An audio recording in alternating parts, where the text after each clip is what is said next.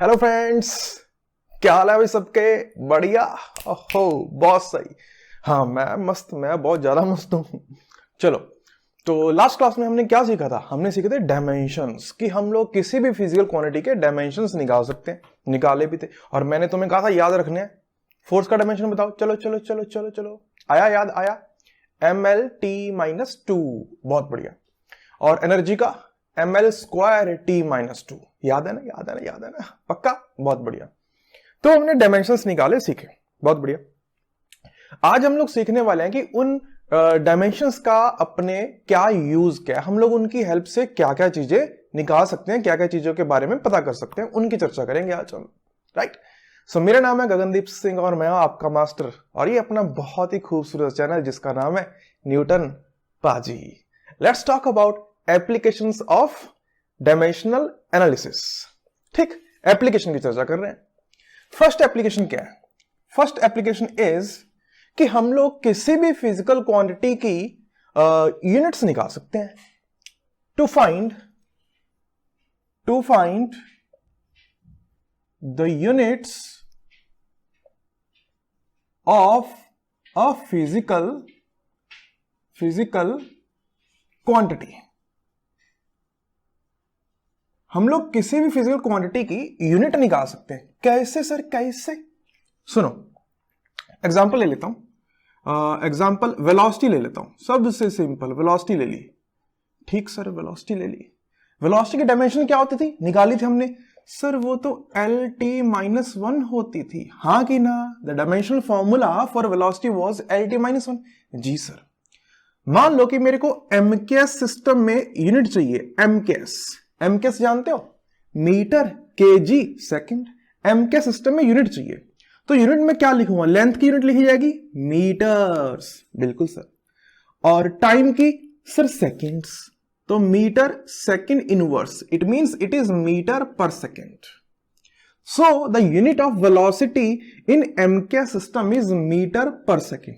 ठीक सर, बात तो सही कह रहे हो। अच्छा, सीजीएस में निकाल के देखते हैं। सीजीएस में सी मींस सेंटीमीटर, जी मींस ग्राम, एस मींस सेकंड। लेंथ को किसमें पुट करेंगे? Sir centimetre. और टाइम को? Sir second. क्या बन गया ये? सर सेंटीमीटर पर सेकंड। समझ में आया? तो डायमेंशन से वेलोसिटी की यूनिट्स निकाल दी, एमकेएस में भी निकाल दी, सीजीएस में भी निकाल दी। चमका पक्का। देख लो। ठीक, तो ऐसे करो और क्वेश्चन कर लो तुम लोग। निकालो यूनिट्स। किसकी निकालो? किसकी निकालो? फोर्स की निकालो। फोर्स की यूनिट पहले तुम एसआई में निकालो। एसआई में जानते हो ना, मीटर, केजी और सेकंड में लेते हैं हम लोग। तो एसआई में निकालो। सर इसकी डायमेंशन होती है MLT-2। सबसे पहले तुम्हें डायमेंशंस पता होनी चाहिए। अगर डायमेंशन ही नहीं पता होंगी तो किसकी एप्लीकेशन कर रहे हो तुम, सन्नाटो? तो डायमेंशंस पता होनी चाहिए। एसआई में निकालनी है। मास को सर केजी में रखा, सर लेंथ को मीटर में रखा, और टाइम को सेकंड में रखा, तो पर सेकंड स्क्वायर। सर ये यूनिट बन गई केजी मीटर पर second square. So this is the unit of force. Sir force की यूनिट तो न्यूटन नहीं होती? हां, इनको मिला के न्यूटन बोल देते हैं। It is 1 newton. Newton is kg metre पर सेकंड स्क्वायर, इसको न्यूटन बोल देते हैं। समझ में आया सन्नाटो? हाँ सर। अच्छा, इसके सीजीएस में भी निकाल सकते हो। सीजीएस में कोशिश करते हैं। चलो, सीजीएस में क्या आएगा? सीजीएस में सर एम तो ग्राम में लिया जाएगा, और लेंथ सर सेंटीमीटर में ली जाएगी, सर टाइम लिया जाएगा सेकंड में। ये सीजीएस में होगी। सीजीएस में तुम्हें पता है फोर्स की यूनिट को क्या बोलते हैं? सर डायन। क्या बोलते हैं? डायंस। DYNES, डायंस। डायन होती है, डायन। तो ये फोर्स है, सीजीएस में डायंस में रिप्रेजेंट होती है। इस पूरी क्वांटिटी को डायन बोल देते हैं। चमका? जी सर। अच्छा, तो वर्क की यूनिट निकालो। वर्क की? सर वर्क की डायमेंशन सर भूल गए, सन्नाटो कान पे पड़ेगा, भूल गए। वर्क की डायमेंशन बताओ। सर होती है ML²T-2। यही होती है ना? कहीं मास्टर ना गलत लिख दे। यही होती है। हाँ, तो एसआई में इसकी यूनिट क्या बनेगी? सर एम तो केजी में रख देंगे, सर लेंथ मीटर में रख देंगे, तो मीटर स्क्वायर हो गया। टाइम सेकंड में, तो पर सेकंड स्क्वायर हो गया। केजी मीटर स्क्वायर पर सेकंड स्क्वायर। समझ में आया? इसको क्या बोलते हैं? पता तुम्हें वर्क को क्या बोलते हैं एसआई में? जूल्स। क्या बोलते हैं? Joules. So this is joules. 1 joule is 1 kg metre square पर सेकेंड स्क्वायर, उसको जूल बोलते हैं। तुम्हें सीजीएस में पता है? इसका सीजीएस में निकाल के देखो। सीजीएस में क्या आएगा? मास सर ग्राम में, लेंथ सर सेंटीमीटर में, तो सेंटीमीटर का स्क्वायर पर सेकेंड स्क्वायर। इसको पता तुम्हें क्या बोलते हैं सन्नाटो? इसको बोलते हैं अर्ग्स। सर आर तो आया नहीं, आर साइलेंट है, सन्नाटो आर साइलेंट है, अर्ग्स बोलते हैं इसको। समझ में आया हमने किस तरीके से यूनिट निकाल दी? अगर अपने को डायमेंशन पता है तो मैं किसी भी फिजिकल क्वांटिटी की यूनिट निकाल सकता हूं, किसी भी सिस्टम में। मैं सीजीएस में भी बता सकता हूं, मैं एमकेएस में बता सकता हूं, एसआई में बता सकता हूं, एफपीएस में बता सकता हूं, कोई दिक्कत वाली बात नहीं है। छाप दिया? तो मैं तुम्हें एग्जाम्पल देता हूं, तुम उनकी यूनिट्स बताते जाना। चलो, तो ये तो मेन थे अपने। फोर्स की बात कर ली हमने, वर्क की बात कर ली, मेन की तो चर्चा हो गई। अब और भी ले लेते हैं, इसमें क्या बड़ी बात है, ले लो सर। चलो प्रेशर की बात करते हैं। प्रेशर करो सॉल्व। प्रेशर, पावर, डायमेंशन तो निकाली थी ना हमने इनकी? हाँ सर डायमेंशन तो निकाली थी। तो सॉल्व करो प्रेशर की और पावर की, निकालो एसआई में और सीजीएस दोनों में निकाल दो। तो मैं इनके डायमेंशंस पता है ना? देखो मुझे याद नहीं रहती डायमेंशंस, तो मैं हर बार डायमेंशन निकाल लेता हूं, याद बात मुझे रहती नहीं है। प्रेशर होता था फोर्स पर यूनिट एरिया, और फोर्स की डायमेंशन होती थी m l t -2 और एरिया इज l स्क्वायर। तो ये आ गया m l -1 t -2। जब भी भूल जाओ डायमेंशन, तुम्हें शक हो कि जो मुझे डायमेंशन याद है वो गलत है या सही, कोई भी फॉर्मूला पुट कर दो और निकालो अपनी डायमेंशन। जैसे मैं निकालता हूं, मुझे याद थोड़ा ही है, अरे याद थोड़ा करता हूं, मेरे दिमाग की मेमोरी कम है, मेरे को याद नहीं होती चीजें तो मैं क्या डिराइव कर लेता हूं वहीं पे। समझ में आई बात? तुम भी ऐसे डिराइव कर सकते हो। अच्छा सर ऐसा ही में इसकी यूनिट क्या बनेगी? सर बहुत आसान है, m को रख देंगे केजी में, लेंथ को मीटर में, तो मीटर इनवर्स हो गया, मीटर -1। सर टाइम को सेकंड में -2 हो गया। सर ये बन गया प्रेशर। अरे सन्नाटो सही तो लिख रहा हूं, कहीं गलत ना लिख दिया मैंने? हाँ सही लिखा हुआ है। सर ये तो पास्कल बोलते हैं इसको। हाँ भाई बिल्कुल सही बात है, इसको कंबाइन करके पास्कल बोलते हैं। केजी पर मीटर पर सेकंड स्क्वायर को पास्कल बोला जाता है। सर सीजीएस में भी बताई दो, लगे हाथ लगे तो हुए हो आप। हाँ मास्टरी मेहनत करता रहे, तुम तो सन्नाटो लिखते रहो बस। एम किस में लिया जाएगा? ग्राम में। अच्छा लेंथ सर सेंटीमीटर में, और टाइम सर सेकंड के हाँ टाइम सेकंड में लिया जाएगा। सर ये बन गई सीजीएस। समझ में आया? सो ये पास्कल होता है एसआई में, यूनिट निकाल दिया एसआई में, ये यूनिट हमने सीजीएस में निकाल दी। पावर, सर पावर की डायमेंशन तो याद नहीं है, मास्टर को भी नहीं याद, चलो निकालते हैं। पावर क्या होता है? Work done by time taken. Work done होता है m l स्क्वायर t -2 और डिवाइड बाय टाइम, ये बन गया m l square t -3। Sir बात तो सही कह रहे हो, आ गया पावर। ऐसा ही में यूनिट क्या बनेगी? सर m को तो केजी में रख देंगे, l को सर मीटर में रख देंगे, टाइम को सर सेकंड में रख देंगे। रख दिया, ये बन गई यूनिट ऑफ पावर। तुम्हें पता होगा इसको क्या बोलते हैं? सर वॉट बोलते हैं इसको, वॉट। ऐसा unit of power is what. CGS में निकाल दोगे? निकाल दो, मैं नहीं निकाल रहा सर आप तो गुस्सा ही मान गए, मैं नहीं निकाल रहा, खुद निकाल लो।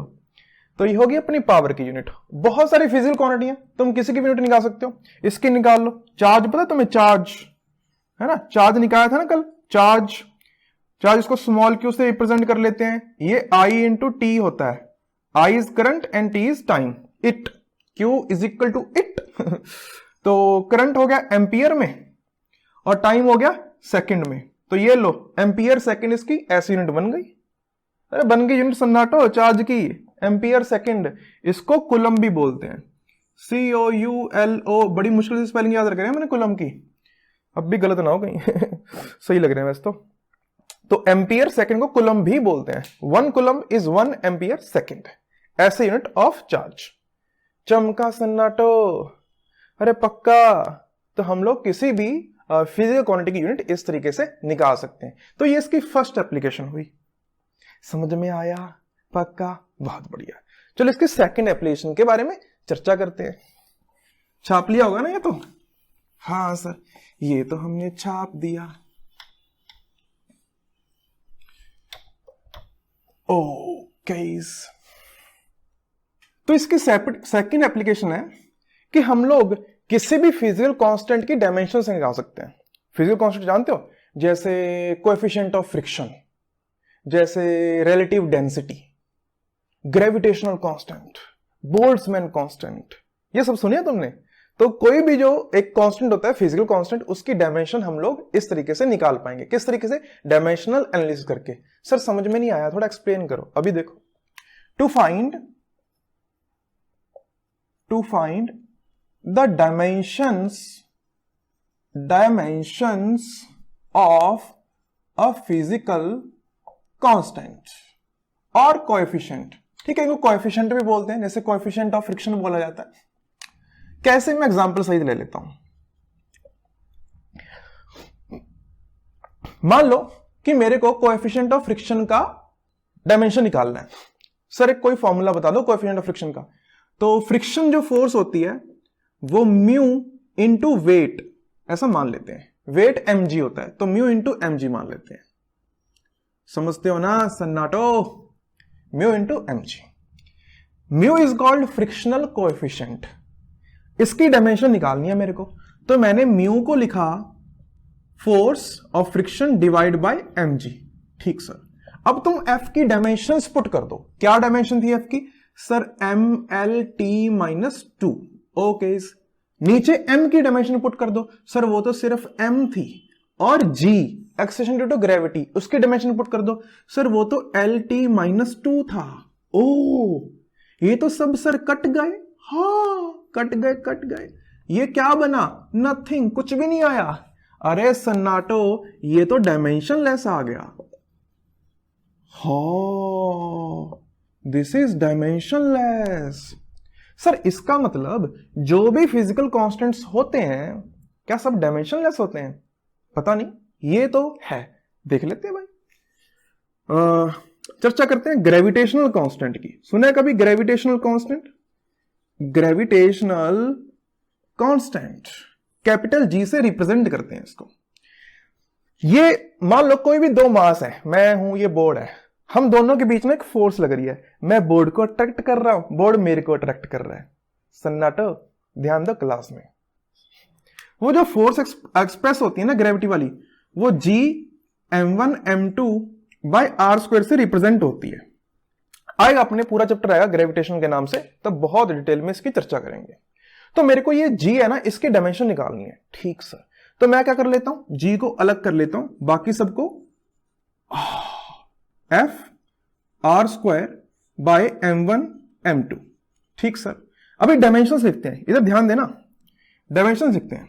फोर्स की डायमेंशन लिखी सर, बहुत अच्छे तरीके से याद हो चुकी है अब तक, तो इतनी बार यूज कर लिया। mlt-2। r, what is r? Sir r is the दूरी, और दूरी की डायमेंशन सर लेंथ होती है, उसका स्क्वायर है। हाँ जी सर, तो लेंथ का स्क्वायर कर दिया, बहुत बढ़िया। डिवाइड बाय m1 क्या है? सर मास, मास की डायमेंशन सर कैपिटल M, और m2 क्या है? सर मास, मास की डायमेंशन कैपिटल M, तो स्क्वायर कर दिया।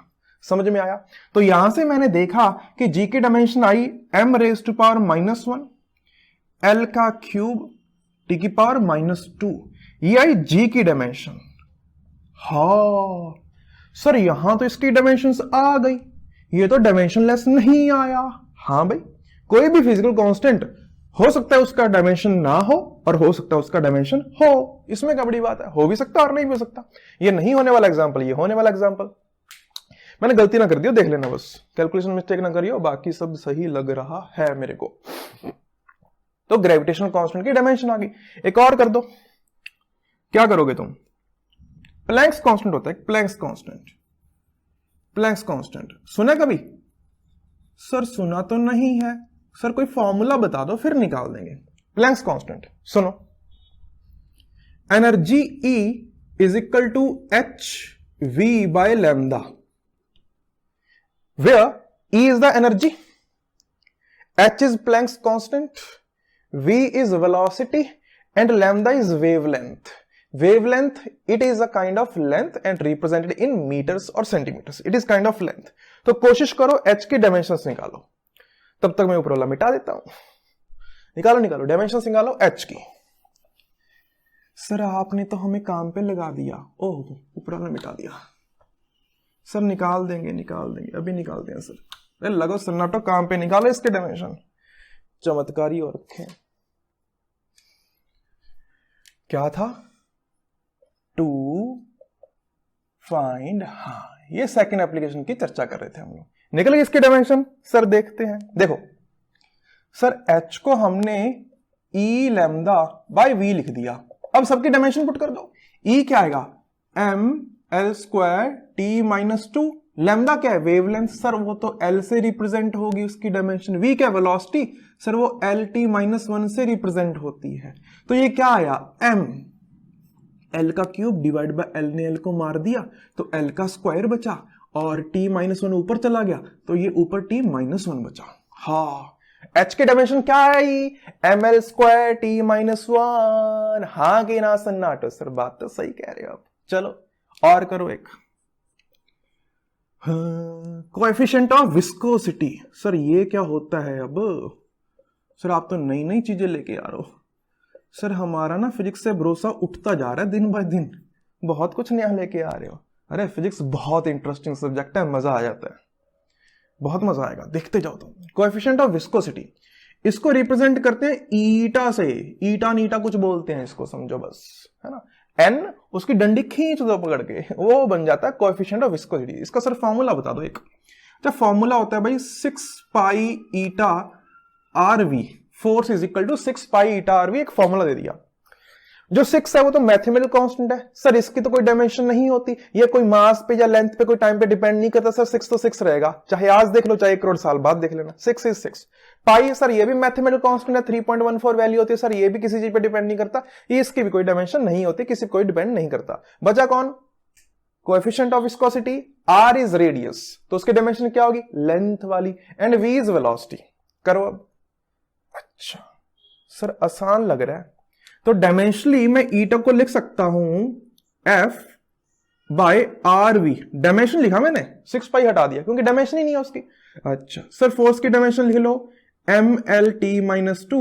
सर R की लिख लो L, लेंथ है ना, R is radius, it is kind of length.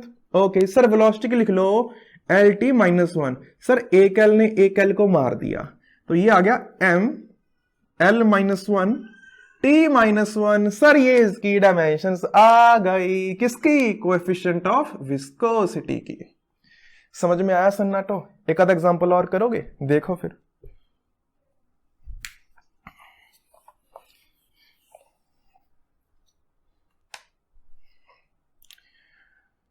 तुम करो।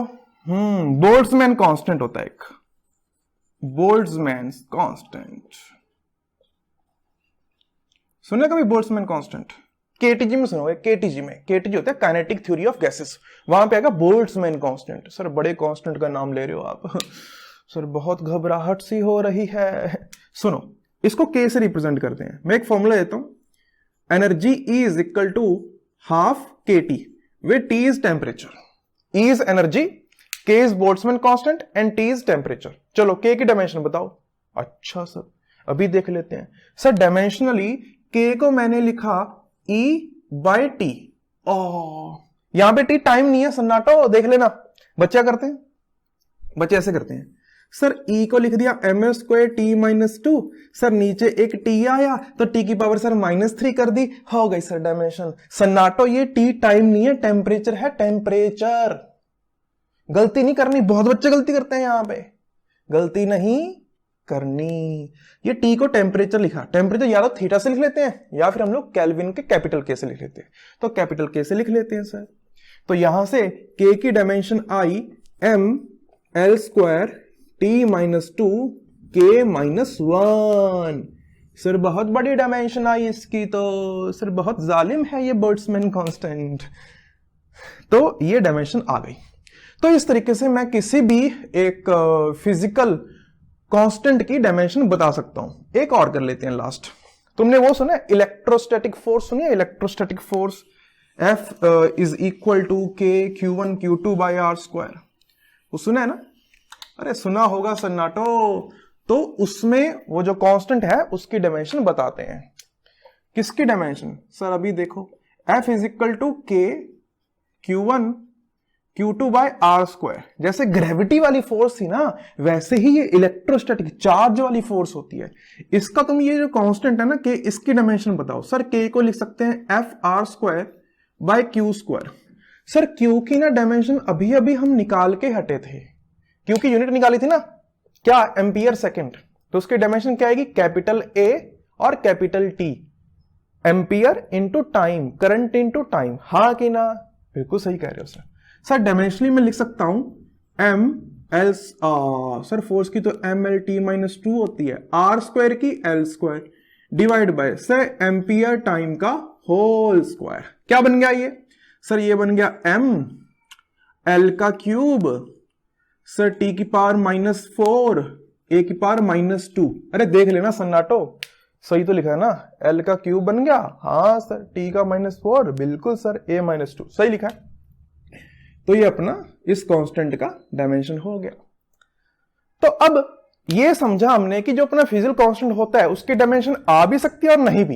एग्जांपल कि अपना जो कोएफिशिएंट ऑफ फ्रिक्शन था उसकी कोई डायमेंशन नहीं आई थी, बाकी सबकी डायमेंशन आई। अब और भी होते हैं, जैसे कि स्ट्रेन होता है, स्ट्रेन की कोई डायमेंशन नहीं होती।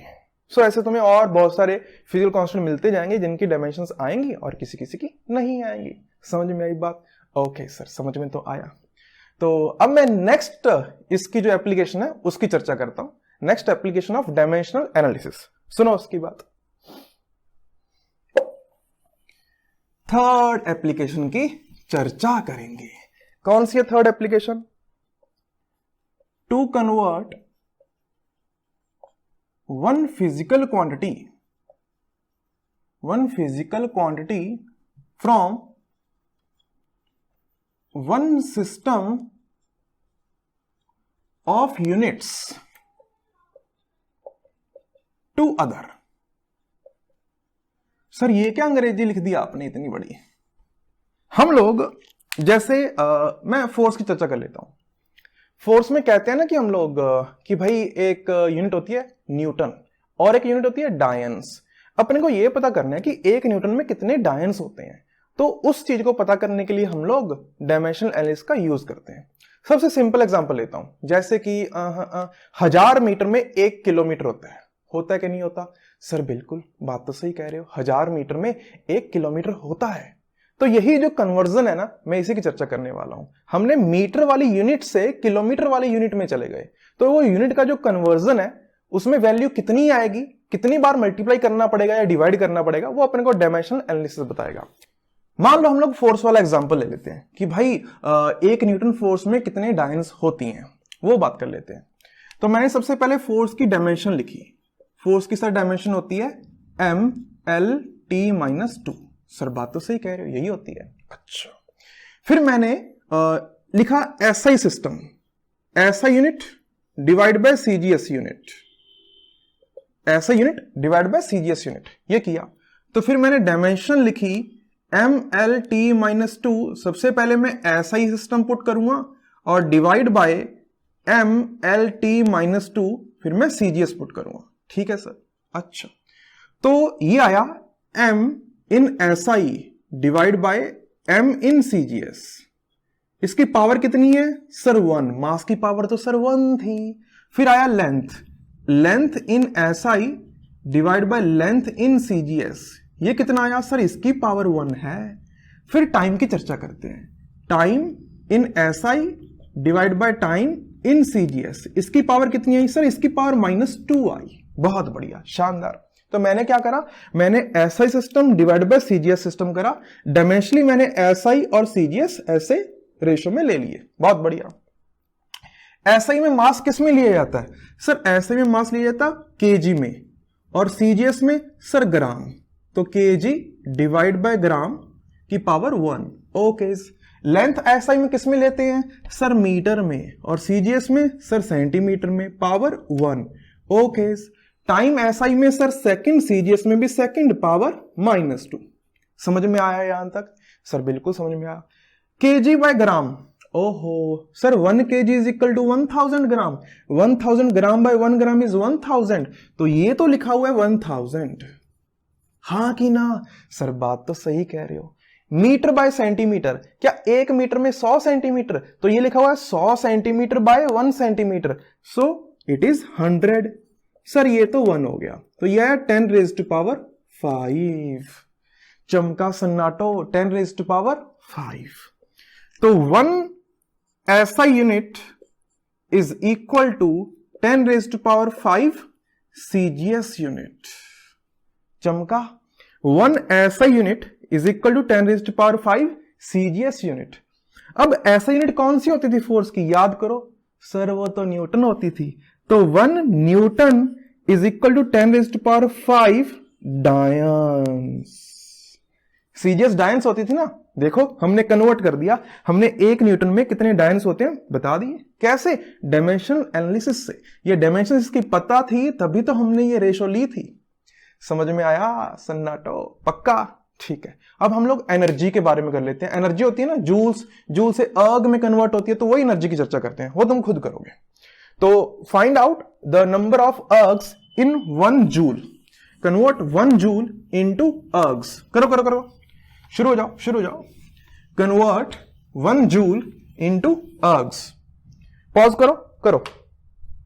हो गया, देखते हैं। सुनो, तो मैंने एनर्जी की चर्चा करी। सबसे पहले मैं एनर्जी की लिख लेता हूं डायमेंशन। सर आता है mL²T-2। ओके, फिर मैंने लिखा SI divide by CGS is equal to, direct लिख दूं, mass in SI divide by mass in CGS की power 1, length in SI divide by length in CGS की पावर सर 2। सन्नाटो, पावर 2 थी ना लेंथ की? हाँ sir. Time, time in SI divide by time in CGS की power -2। बिल्कुल sir. सन्नाटो, मास बताओ ऐसे में किस में लेते हैं? kg sir. तो 1 kg डिवाइड बाय CGS में सर ग्राम, पावर कितनी है सर 1। बहुत बढ़िया। लेंथ SI में सर मीटर और divide bye centimetre, power 2। Time sir दोनों ही सेकंड होते हैं। बहुत बढ़िया, शानदार। सुनो, 1 kg बाय 1 ग्राम, सर kg में 1000 gram divide by 1 gram sir 1000, तो 1000 आ गया। ठीक, बहुत बढ़िया। 1 मीटर में सर 100 सेंटीमीटर, तो 100 centimetre divide by 1 centimetre sir 100, 100 की पावर 2 कितना आया, इंटू 100 इंटू 100। अरे 100 की पावर 2 थी ना, इसलिए लिखा। Second by second sir 1 into 1, कितना आया ये, 10 रेज टू पावर 7। देखो SI by CGS is equal to 10 raise to power 7, so SI is equal to 10 raise to power 7 CGS। It means ऐसे क्या होती है, joules is equal to 10 raise to power 7 ergs. तो joule से अर्ग में convert हो गया। समझ में आया सन्नाटो? ठीक है, मैं कुछ क्वेश्चंस लेता हूं इसमें, छापो। कह रही convert 1 megawatt of new 1 megawatt to new system having basic units of mass, length and time as 10 kg, 1 decimeter and 1 minute. Sir ये क्या अजीब सा क्वेश्चन दे दिया आपने, 10 kg? सर ये डेसीमीटर क्या होता है, सब बताता हूं। पहली बात ये बताओ कि हम लोग किस फिजिकल क्वांटिटी की बातचीत कर रहे हैं? Sir what, sir what, sir power की बात कर रहे हैं। सबसे पहले पावर की लिखो डायमेंशन। पावर की डायमेंशन क्या होती है, याद है क्या, याद है क्या, याद है क्या? पक्का, mL²T-3, ये डायमेंशन होती है। ठीक है, तो मेगावाट कन्वर्ट करना है, क्या, मेगावाट। अच्छा, वॉट किसकी यूनिट होती है, पावर की, SI यूनिट। सबसे मैं 1 वॉट में कितने न्यू यूनिट्स आएंगे उसकी चर्चा कर लेता हूं। SI by new unit.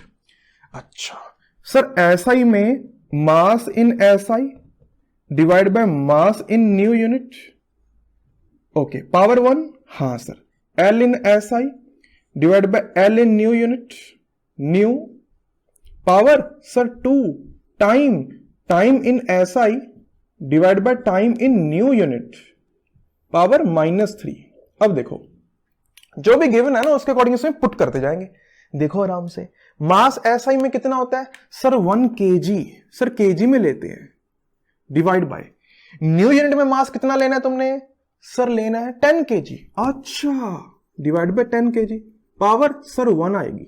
Okay, length की चर्चा करो। एसआई में लेंथ क्या लेते थे सर 1 मीटर।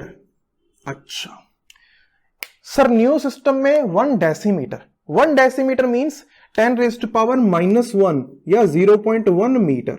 समझना इसको, डेसीमीटर मींस 0.1 मीटर। चमका पक्का। ओके सर इसकी पावर 2 लगा दो, नहीं तो गलत हो जाएगा। लगा दी भाई। टाइम एसआई में sir second divide by, new में 1 मिनट, तो क्या मैं 60 सेकंड लिख लूं 1 मिनट को? जी sir power -3।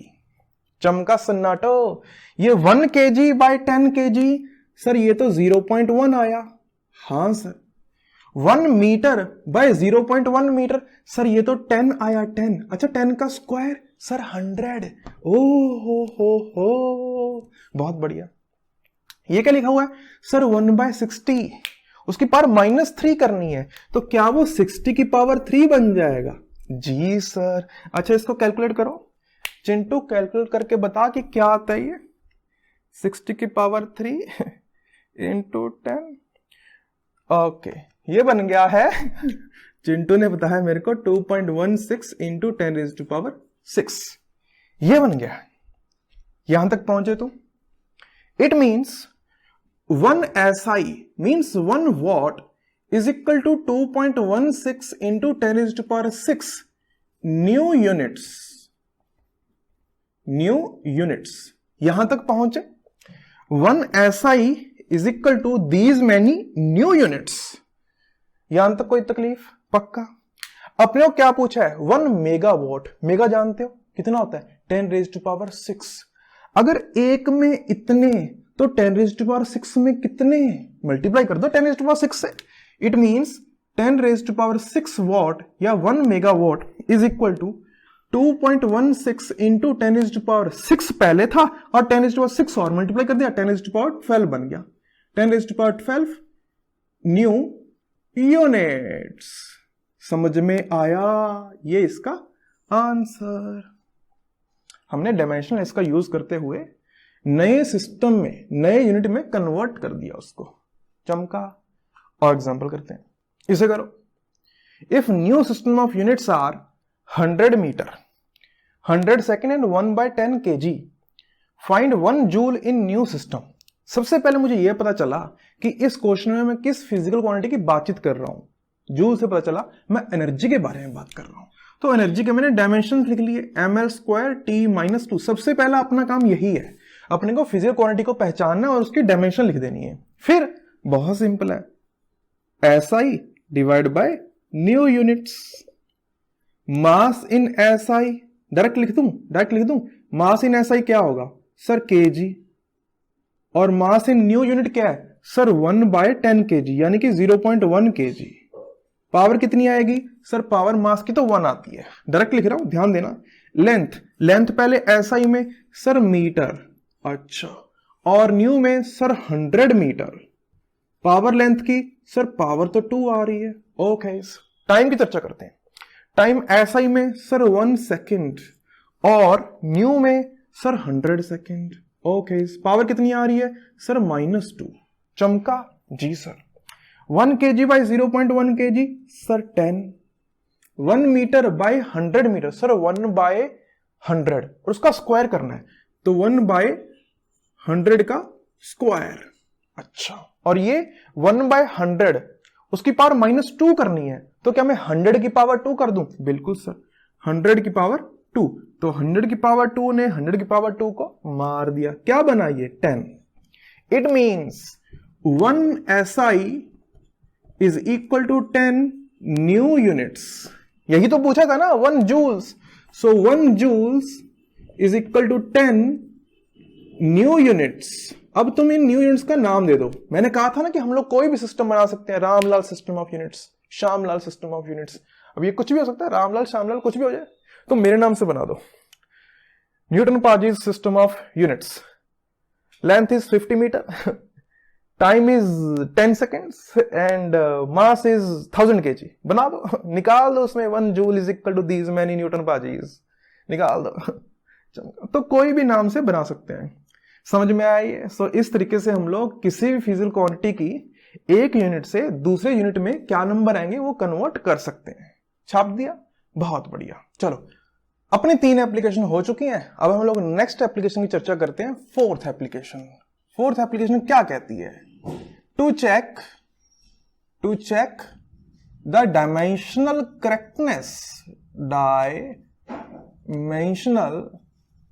Correctness of an equation. Correctness और स्पेलिंग ऑफ एन इक्वेशन, ठीक, कि हम लोग किसी भी इक्वेशन को ये चेक कर सकते हैं कि क्या वो डायमेंशनली करेक्ट लिखी है या नहीं। इसको समझने के लिए सबसे पहले अपन को कुछ छोटे छोटे पॉइंट समझने पड़ेंगे। एग्जाम्पल, कोई इक्वेशन लिख रखी है अपने को x is equal to Y plus Z. मैं बहुत ही सिंपल भाषा बोलता हूं, मैं कहता हूं कि गधे में गधे ऐड होते हैं और घोड़े में घोड़े। समझ में आई बात? कि गधे में गधे ही ऐड होंगे और घोड़े में घोड़े ऐड होंगे। इसका मतलब ये है कि जब तुम y और z को ऐड कर रहे हो तो वो दोनों की जो डायमेंशंस होगी वो सेम होंगी। तुम कोई भी 2 सेम फिजिकल क्वांटिटीज को ऐड कर सकते हो। तुम 1 न्यूटन प्लस 1 जूल के बारे में चर्चा नहीं कर सकते। तुम 1 न्यूटन प्लस 3 न्यूटन के बारे में बातचीत कर सकते हो। 2 डिफरेंट फिजिकल क्वांटिटीज को ऐड करना कोई सेंस वाली बात नहीं है, it is just senseless. So उसी तरीके से बोल रहा हूं कि you can add only those physical quantities which are same. तुम कोई भी 2 सेम फिजिकल क्वांटिटी को ऐड कर सकते हो। तुम 1 मीटर पर सेकंड प्लस 1 न्यूटन नहीं कर सकते, इट इज सेंसलेस। ठीक, तो यहां पे y और z की सेम डायमेंशन होंगी। याद रखना ये सेम डायमेंशंस, क्योंकि गधे में गधे ऐड होते हैं और घोड़े में घोड़े ऐड होते हैं। अब जो इक्वेशन लगा रहे हो, तुम इक्वेट कर रहे हो, तो इक्वेट भी तुम गधों को गधों से करोगे। 1 घोड़ा इज इक्वल टू 2 गधा प्लस 3 गधा, ये थोड़ा ना कर सकते हैं। इक्वेट भी तो गधों को गधों से करेंगे। तो जो इक्वेशन में लेफ्ट साइड x है वो भी सेम डायमेंशन का ही होगा। ये समझो सबसे पहले कि x, y और z की डायमेंशन सेम आएंगी। यहां तक चमका। और सुनो, हम लोग लेते हैं ना साइन समथिंग, ये डायमेंशनलेस होता है, इसकी कोई डायमेंशंस नहीं होती। और ये थीटा भी डायमेंशनलेस होता है। साइन के अंदर का समान भी डायमेंशनलेस होगा, उसकी भी कोई डायमेंशन नहीं होगी। करा था ना हमने कि वो जो एंगल होता है, एंगल, उसकी कोई डायमेंशन नहीं होती। यूनिट आती है इसकी रेडियन वगैरह, पर इसकी कोई डायमेंशन नहीं होती। ठीक, so it is dimensionless, theta is also dimensionless. गधे में गधे ऐड होंगे और घोड़े में घोड़े। और सुनो, मान लो कि लिखा हुआ है a is equal to b into C, तो b भी एक फिजिकल क्वांटिटी है, c भी एक फिजिकल क्वांटिटी है। अब ये प्रोडक्ट में है, तब तुम 2 डिफरेंट फिजिकल क्वांटिटीज को प्रोडक्ट कर सकते हो। Example, F is equal to ma, mass into acceleration. Mass एक अलग फिजिकल क्वांटिटी है, एक्सेलरेशन एक अलग फिजिकल क्वांटिटी है, और फोर्स एक अलग है। लेकिन जब तुम मास इंटू एक्सेलरेशन कर रहे हो, इसकी जो नेट डायमेंशन बनेगी वो फोर्स की होगी। समझ में आया? So dimensions of m into a is of force, ये फोर्स की डायमेंशन होंगी। इक्वेट हो रहा है ना, जैसे यहां पे b कोई और फिजिकल क्वांटिटी हो सकता है, c कुछ और हो सकता है। प्रोडक्ट में अभी एडिशन में मैंने कहा था गधे में गधे ऐड होंगे और घोड़े में घोड़े ऐड होंगे, but different physical quantities add या प्रोडक्ट में या डिवीजन में आ सकती हैं। तो b इंटू सी की जो नेट डायमेंशन बनेगी वो a के बराबर होगी। इतना चमका, पक्का। और सुनो, एक मैथमेटिकल कांस्टेंट e होता है, e, इसकी भी कोई डायमेंशन नहीं होती, ये भी डायमेंशनलेस, अरे स्पेलिंग, ये भी डायमेंशनलेस होता है। समझ में आया? अच्छा, अब हम लोग कर सकते हैं। तो मैं तुम्हें क्वेश्चन दे देता हूं, चेक करो f is equal to mv square by r square. क्या सही लिखा हुआ है या गलत लिखा हुआ है? m is mass, v is velocity, r is radius. क्या ये डायमेंशनली करेक्ट इक्वेशन लिखी है या गलत लिखी है? चेक करो। कर लिया? देखते हैं। फोर्स की डायमेंशन तो मेरे को पता है, मैं राइट वाले समान के ऊपर फोकस करता हूं। m इज मास, तो मैंने m की डायमेंशन को m लिख दिया। v is velocity, so it is lt-1। अच्छा, इसका स्क्वायर भी करना है, तो इसका स्क्वायर कर दिया, डिवाइड बाय r स्क्वायर यानी कि l स्क्वायर। तो ये क्या बन गया सर? ये तो mt-2 बन गया, बिकॉज l स्क्वायर ने l स्क्वायर को मार दिया। हाँ, ये फोर्स की डायमेंशन तो नहीं होती। लेफ्ट साइड में फोर्स लिखा हुआ है, राइट साइड में कोई और ही डायमेंशन आ रही है, तो ये गलत है। क्या थी application? To check the dimensional correctness of an equation. ये डायमेंशनली करेक्ट नहीं है। समझ में आया? पक्का? बहुत बढ़िया। और एग्जांपल देता हूं। तो मुद्दे की बात यह है कि भाई इक्वेशन में जब भी तुम ऐड कर रहे हो, सब्ट्रैक्ट कर रहे हो या इक्वेट कर रहे हो, तो वो क्वांटिटीज की डायमेंशन सेम होनी चाहिए। हाँ कि ना? हाँ जी सर। अच्छा, तो इसको चेक करो। S is equal to U T plus half A T square. Check करो ये डायमेंशनली करेक्ट लिखा हुआ है या नहीं। देख लेते हैं सर।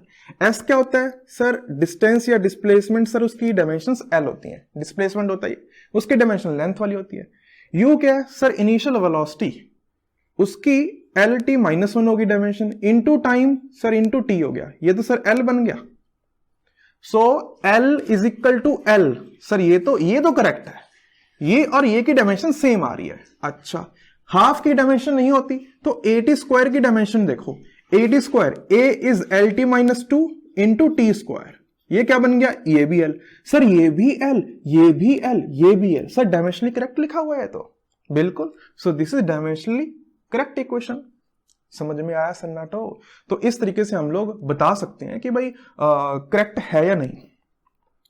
इसी चीज पे बेसिस पे ना कई बार ऐसा होता है कि टफ क्वेश्चंस, बहुत ही टफ क्वेश्चंस सॉल्व हो जाते हैं डायमेंशनली चेक करके। कैसे? मान लो कि अपने को बहुत सारे वेरिएबल दे रखे हो और क्वेश्चन में पूछा हुआ फाइंड द फोर्स, और वेरिएबल्स कुछ ऐसे दे रखे हो जैसे मैंने लिए थे कि एक m है, एक v है, एक r है, और पूछा हुआ है कि फोर्स बताओ एंड में वेरिएबल की फॉर्म में। ऑप्शन ए दे रखे हैं कि force is m square v by r, option B is mv square by r, option C is mv square by r square, option D is mv by r। Variables की चर्चा हुई question में, m की, v की और r की, और पूछ रखा है फोर्स, और बताओ कि इनमें से क्या होगा करेक्ट। बहुत कुछ सॉल्व करने वाली चीज है, पर जो बंदा होगा दिमागी उसको पता है भाई ये हर ऑप्शन की ना डायमेंशन अलग अलग आ रही है, हर एक की डायमेंशन अलग है। तो इसमें से फोर्स वाला सिर्फ एक ही ऑप्शन होगा जिसकी डायमेंशन फोर्स के बराबर आएगी। तो वो क्या करेगा? इनकी डायमेंशंस निकाल के देख लेगा। हर ऑप्शन की डायमेंशन निकाल के देखोगे, जैसे ये तो अभी हमने गलत प्रूव कर रहा था, वैसे ये और ये भी गलत होंगे।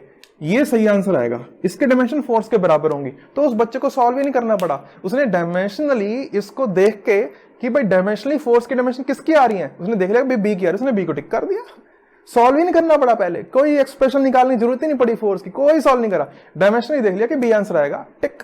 ऐसे कई बार ऐसा होता है कि बहुत ही टफ सा क्वेश्चन हो और बहुत ही भयानक सी उसकी इक्वेशंस बन रही हो, लेकिन ऑप्शन में देख के पता चल रहा हो कि इनकी सबकी डायमेंशन अलग है, और अपने को एक फिजिकल क्वांटिटी पूछ रखी है, कभी एनर्जी पूछ ली, कभी फोर्स पूछ लिया, कभी पावर पूछ लिया, तो जो भी पूछा है हमने देख लिया कि किस ऑप्शन की डायमेंशन उससे मैच कर रही है, तो हमने कर दिया टिक। समझ में आया? तो ऐसा कई बार होता है, IIT एडवांस तक में ऐसा होता है, कोई बड़ी बात नहीं है, चमका। सो दिस इज द एप्लीकेशन जहां पे हम लोग करेक्टनेस ऑफ एन इक्वेशन को देख सकते हैं। अच्छा, और देखते हो इसमें हम लोग किसी भी चीज की हम लोग डायमेंशंस भी निकाल सकते हैं। कैसे? एग्जांपल तुमने ये पढ़ा होगा ना, P minus A V minus B is equal to RT, कुछ ऐसा पढ़ा होगा। ये R और T तो अपने को पता है क्या क्या होते हैं। P अपने को पता है प्रेशर होता है, V अपने को पता है वॉल्यूम होता है। तुम A और B की डायमेंशंस निकालो। अच्छा सर, A को किससे घटा रहे हैं? प्रेशर से। सो प्रेशर से तो प्रेशर को ही घटा सकते होंगे। अगर प्रेशर में, अगर गधे में गधा ऐड हो सकता है तो गधे में माइनस भी तो गधा ही होगा।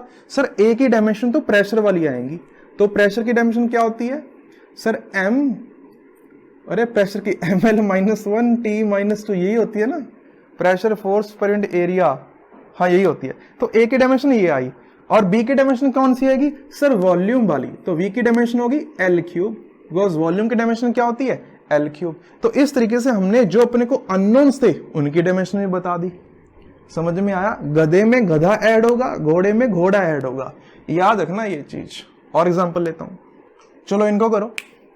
लिखा हुआ है A is equal to F by V square sine beta T, find the dimensions of A and beta, V is velocity. करो सबसे पहले साइन के अंदर वाला समान क्या होता है? डायमेंशनलेस। क्या होता है? डायमेंशनलेस। इसकी कोई डायमेंशन नहीं होती।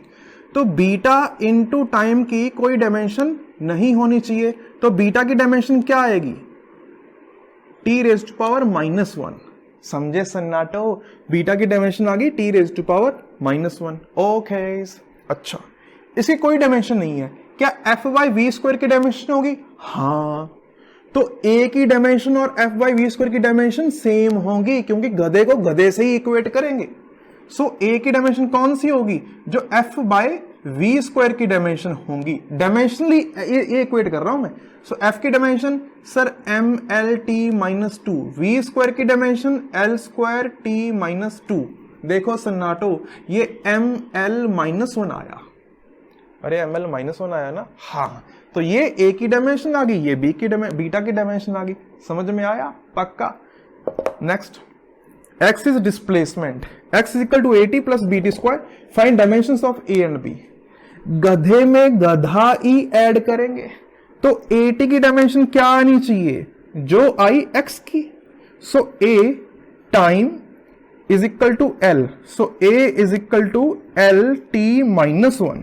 Dimensionally A is equal to LT -1, तो A की डायमेंशन क्या आई? LT -1।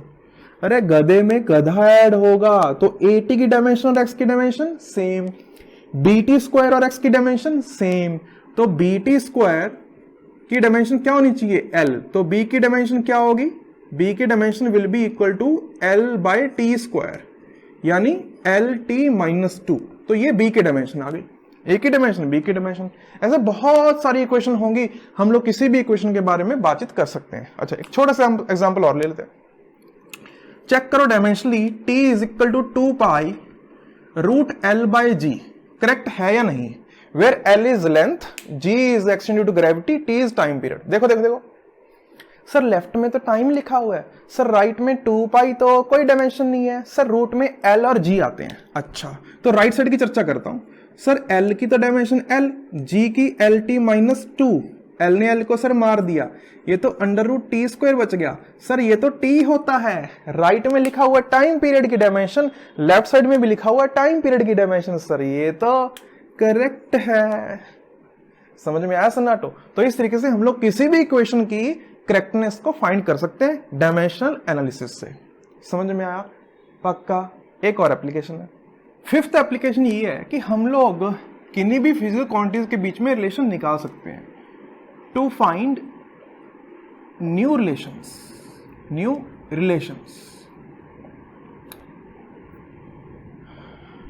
मान लो कि मेरे को टाइम पीरियड पता है कि time period is depending on length and extension due to gravity G।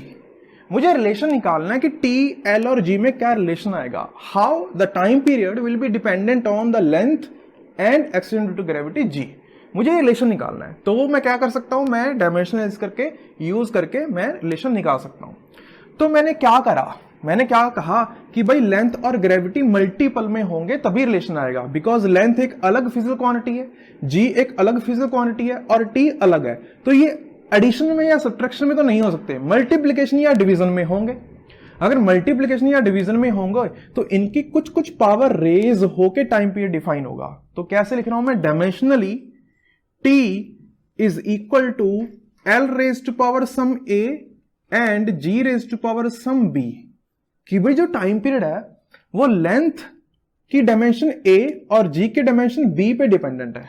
समझ में आया कि लेंथ की पावर A और G की पावर B। मेरा मकसद ये A और B की वैल्यू निकालना है। अगर मैं A और B की वैल्यू निकाल लूं, मुझे पता चल जाएगा कि टाइम लेंथ और G से कैसे रिलेट हो रहे हैं। तो शुरू करते हैं। सबसे पहले इनकी जनरल डायमेंशंस लिख लो। जनरल डायमेंशंस जो अपने को पता है, टाइम पीरियड की डायमेंशन क्या होती है? Sir T। ओके, लेंथ की सर L, तो L raise to power A, G की sir LT -2 raise to power B।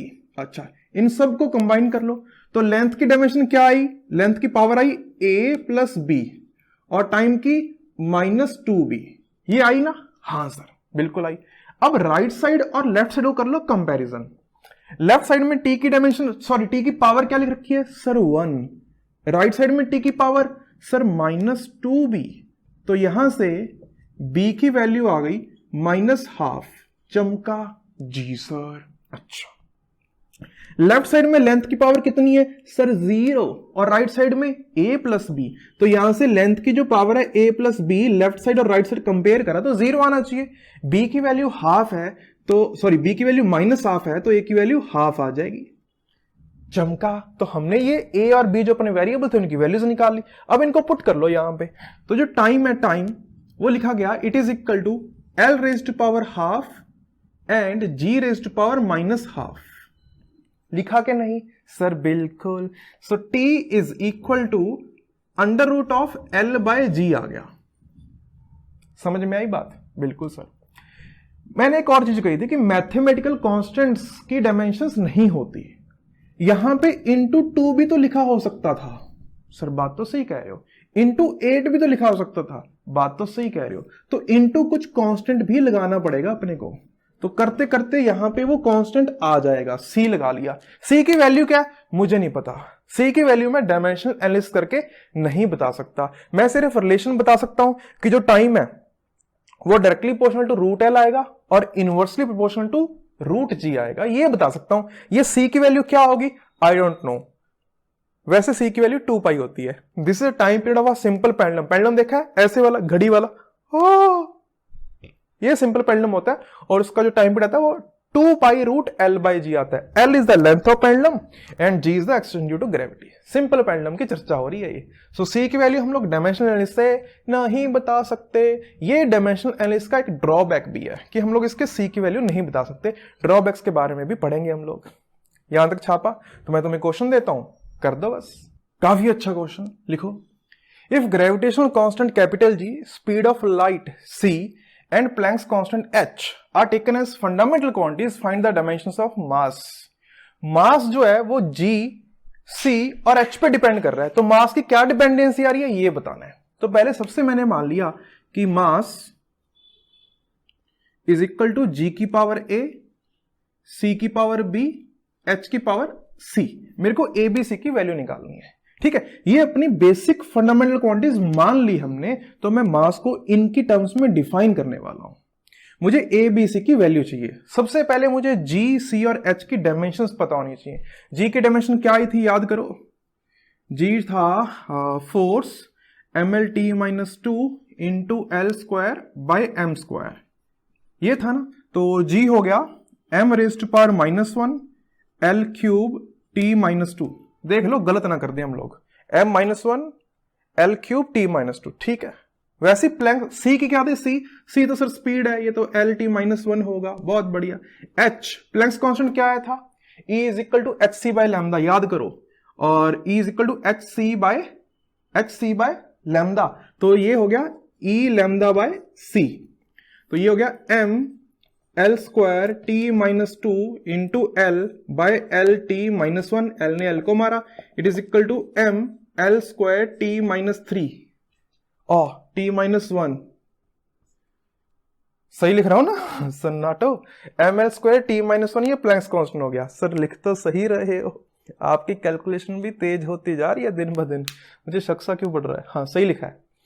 तो ये डायमेंशंस निकाल ली। m की डायमेंशन क्या होती है, मास। जनरल जो डायमेंशन होती है m की मास होती है। तो मैंने कहा dimensionally m is equal to, g की क्या थी, लिखो m minus 1 L cube T minus 2 की power a, okay, c L T minus 1 power b, और h m L square T minus 1 की पावर c। लिख लिया हमने, बहुत सही। अब राइट में सारे मास की पावर 1 कर दो, तो लेफ्ट में m की power 1 is equal to right में m की power minus a plus c।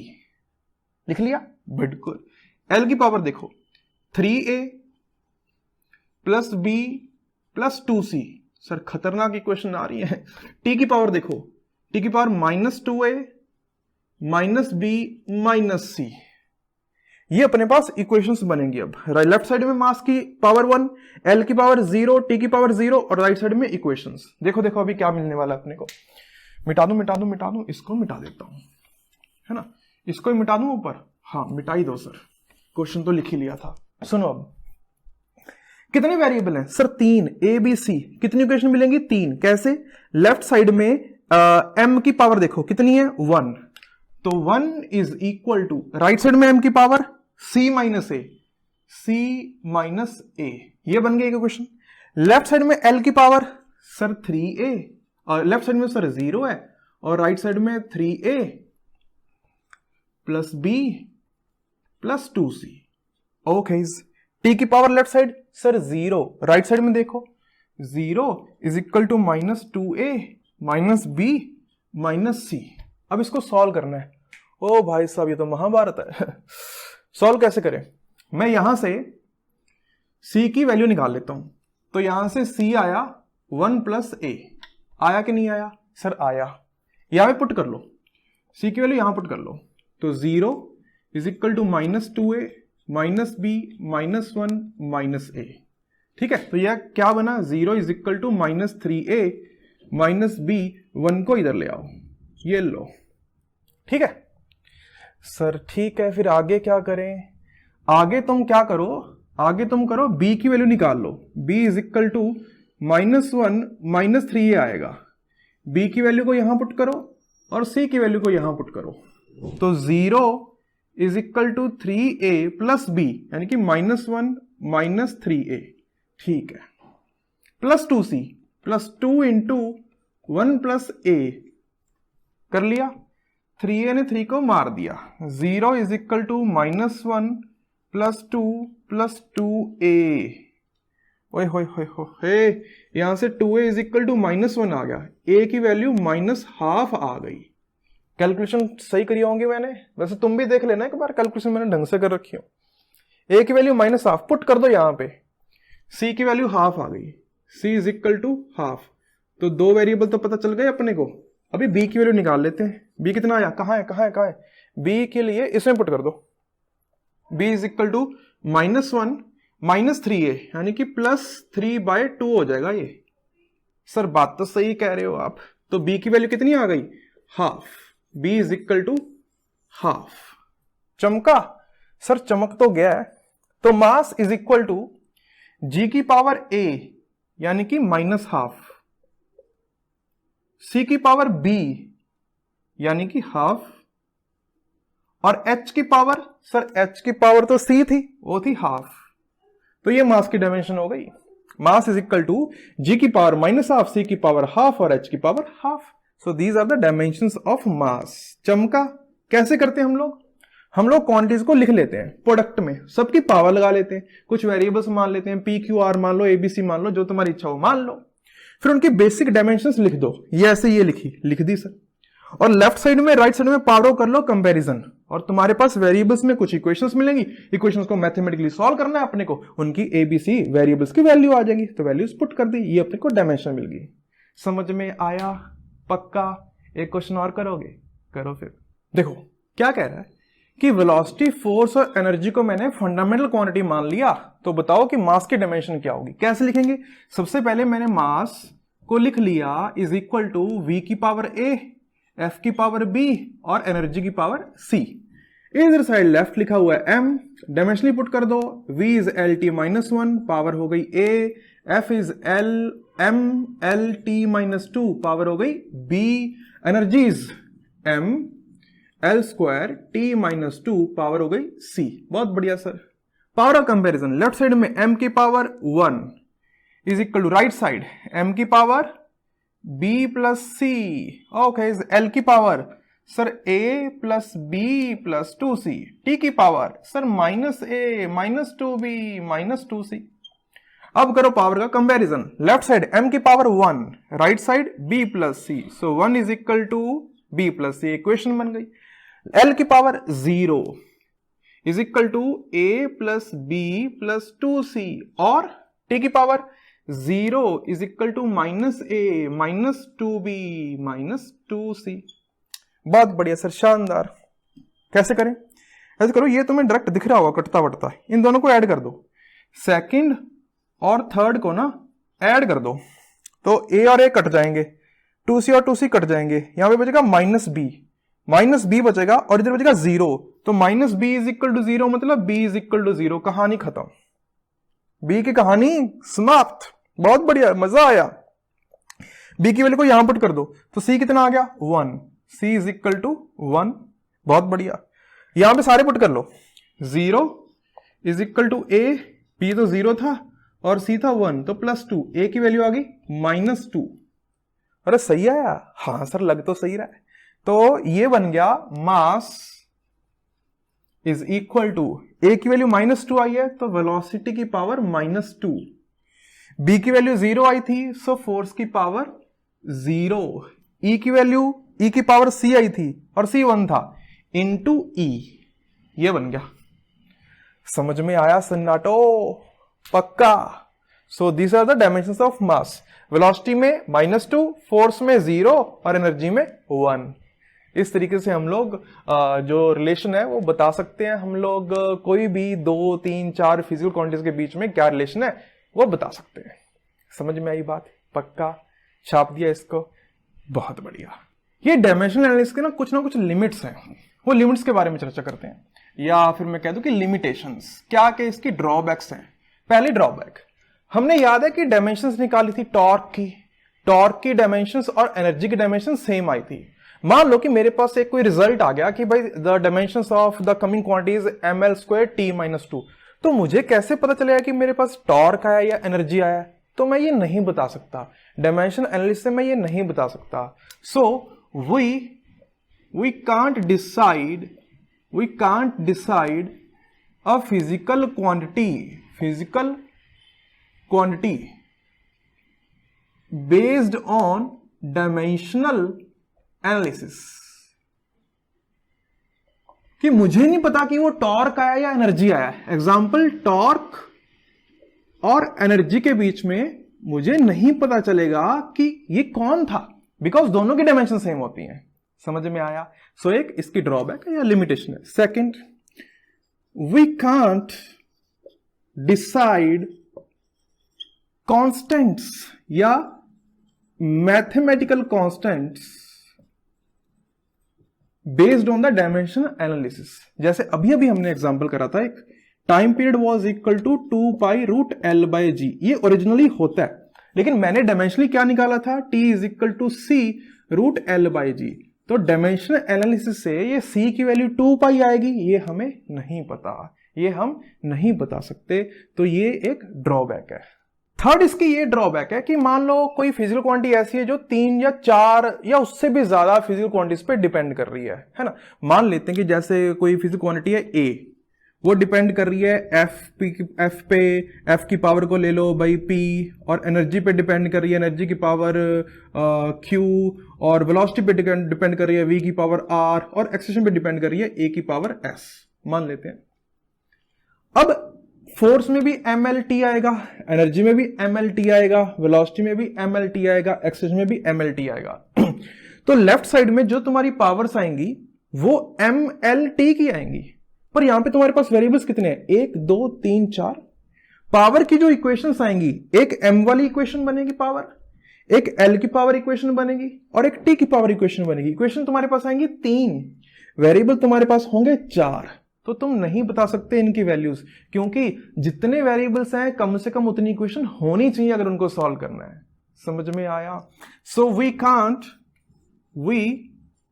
Can't relate और find relations if a physical quantity depends on more than अरे मार्कर को क्या हो गया, खत्म होगी क्या इसकी, more than 3 physical quantities। जैसे यहां पे है ना कि उसमें वेरिएबल अपने 4 आ जाएंगे, इक्वेशन अपने पास 3 है, तो हम लोग सॉल्व नहीं कर पाएंगे, हम लोग रिलेशन नहीं बता सकेंगे। ठीक है, और भी इसकी ड्रॉबैक्स है। नेक्स्ट ड्रॉबैक है कि it can't be used to derive relations other than product or powers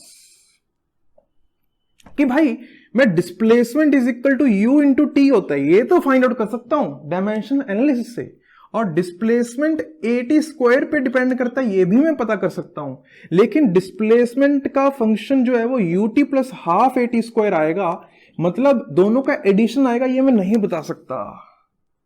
you into T पे डिपेंड करेगा डिस्प्लेसमेंट, बता सकता हूं, एटी स्क्वायर पे डिपेंड करेगा, बता सकता हूं, लेकिन UT plus half eighty square equation बनेगी, ये डायमेंशन एनालिसिस से नहीं बता सकता। मैं सिर्फ प्रोडक्ट्स के बारे में बातचीत कर सकता हूं, मैं उनकी पावर्स के बारे में बातचीत कर सकता हूं, बट मैं एडिशन सब्ट्रैक्शन के बारे में कोई बातचीत नहीं कर सकता। समझ में आया? फिफ्थ ड्रॉबैक, मान लो कोई ऐसी फिजिकल क्वांटिटी है जो कि दो और फिजिकल क्वांटिटीज पे डिपेंड कर रही है पर उनकी डायमेंशन सेम है। एग्जांपल, मान लेते कि मेरे को कुछ फ्रीक्वेंसी के बारे में बातचीत करनी है, और फ्रीक्वेंसी है वो किसी कोई लेंथ पे भी डिपेंड कर रही है और किसी के रेडियस पे भी डिपेंड कर रही है। ठीक है, मान लो कुछ ऐसा है कि फ्रीक्वेंसी, लेंथ और रेडियस और कोई और फिजिकल क्वांटिटी पे डिपेंड कर रही है।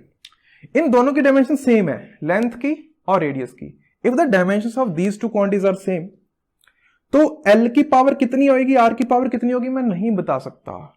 क्या पता ऐसा हो कि एल की पावर 1 हो और आर की पावर 2 हो, यह भी हो सकता है। क्या पता एल की पावर 0 हो और आर की पावर 1 हो, यह भी हो सकता है। क्या पता एल की पावर 2 हो और आर की पावर 3 हो, यह भी हो सकता है। इन सबकी dimension l raise to power -1 आ रही है। देखो 1/L 1/L 1/L बन रहा है, सबका 1/L बन रहा है। तो मैं डायमेंशन एनालिसिस से ये आएगा या ये आएगा या ये आएगा नहीं बता सकता। I can't find the relation between physical quantities if a physical quantity depends on other quantities whose dimensions are same. फिर मैं नहीं बता सकता। So these are few drawbacks of dimensional analysis. समझ में आया? अभी मैं 2 स्टेटमेंट्स देता हूं बस तुम्हें, वो लास्ट स्टेटमेंट्स है, उसके बाद आज की सभा हम लोग समाप्त करेंगे। 2 स्टेटमेंट सुनना। स्टेटमेंट ये है कि if a physical quantity has no dimension, कोई डायमेंशन नहीं है, तो उसके पास कोई यूनिट नहीं होगी। इज इट राइट और रॉन्ग? देखो सोचो, एग्जांपल सोचो, अगर किसी कोई डायमेंशन ही नहीं है तो क्या उसके पास कोई यूनिट भी नहीं होगी? सोचो, एग्जांपल लेता हूं, एंगल की कोई डायमेंशन नहीं थी, कोई डायमेंशन नहीं थी, लेकिन इसकी यूनिट थी रेडियंस। याद आया? It has no dimension but it has unit radian. Solid angle का भी था, सॉलिड एंगल में कोई डायमेंशन नहीं थी लेकिन उसकी यूनिट थी स्टेरेडियन। सो ये स्टेटमेंट गलत है, दिस इज नॉट ट्रू, ये हमेशा ट्रू नहीं है। सो ओके, नेक्स्ट स्टेटमेंट इसका उल्टा, if a physical quantity has no unit, कोई यूनिट नहीं है, तो क्या उसके पास कोई डायमेंशन भी नहीं होगी? नो डायमेंशन, यस, ये सही बात है, दिस इज राइट। अगर कोई यूनिट ही नहीं है, कोई मीटर या सेकंड पे डिपेंड नहीं करेगी, तो उसकी कोई डायमेंशन भी तो नहीं होगी।